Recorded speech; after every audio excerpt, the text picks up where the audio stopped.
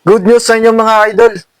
Maraming hiring ngayon na chicken chopper ngayon sa naging agency ko.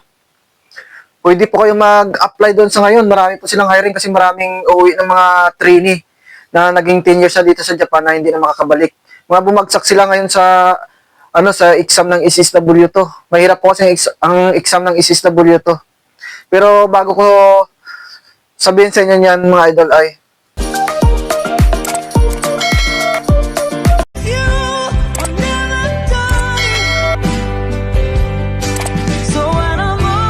okay mga idol, good news ngayon sa mga gusto mag-apply pa Japan.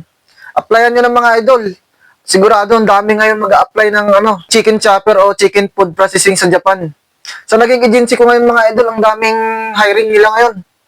Nag-hiring sila kaagad kasi maraming pauwi ngayong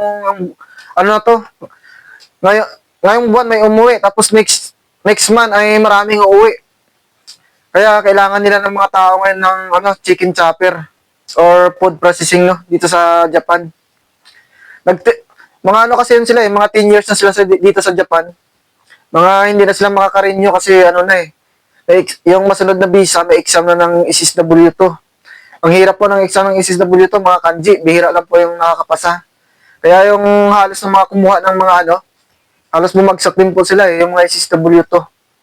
Kaya baka interesado kayo, mag-apply na kayo agad. Ito, papap up po dito yung yung agency nila. Ito yung agency nila.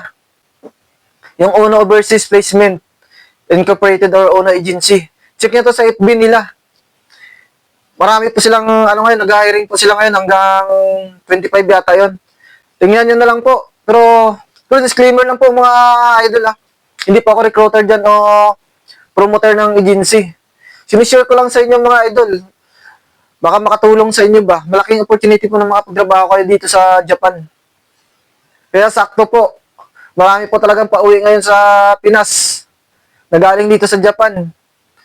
Kasi nga, hanggang na lang talaga yung pagkatapos mo ng 10 years, wala na. Magtitake ka ng exam. Ang hirap ng exam ng SSW to. Kaya bihira pa yung nakakapasa sa SSW to na pang long-term visa na kasi siya. Patapusin nyo itong video mga idol para may turo ko sa inyo kung saan po yung agency nila na applyan nyo. Ang agency nila dito mga idol ay nasa Manila, Sampaloc or sa may Sampaloc, Manila. Lang yan sa boundary siya ng Espanya, ng UST. Yung agency talaga nila yan doon sa may sa may harap ng UST, yung UST College. Yung school nila, yung school mismo. Di ba maraming mga bus din ng mga sakayan na may pangalan ng mga UST o sumakay ka dyan or jeep. Baba kayo mismo ng UST. Yung agency dyan, nasa harap ng nasa harap ng building na Dawan, yung mataas. Yung Dawan na building na yan, katabi lang yan ng overpass. Yung overpass na yan, karugtong yan sa kabila sa harap ng UST College. Pag umakyat ka dyan, tatawid ka lang sa kabila dyan, pagbaba mo. Nandyan na agad yung yung Ono Agency. Kasi yung karugtong yan building na Dawan yan Kasi ang agency dyan, nasa harap lang yan. May mga katabi na Goldilocks yan Saka katabi ng Starbucks. Harap mismo ng Starbucks. Saka 7-Eleven, may 7-Eleven yan doon. Banda. Basta sakyan nyo dyan, yung mga biyaheng UST. Dyan yan mismo bababa. Pagbaba nyo, mas madali nyo mahanap yan. Ang agency dyan, kasi nasa may lang yan tabi ng overpass. Hindi ko alam kung dalawa na yata overpass dyan, Basta yung overpass na, yung pag-akyat mo doon, yung building gawa na yung babaan mo. Sinishare ko lang to sa inyong mga idol, Malaking opportunity pa na makapagtrabaho kayo dito sa Japan. Kasi yung training ngayon, 3 years na. Tapos yung mag-ISIS, dito wala na kayong exam sa SSW2. Ay, SSW1. Na another 5 years na pag dito kayo sa Japan. Matik na diretso ko na ng 5 years.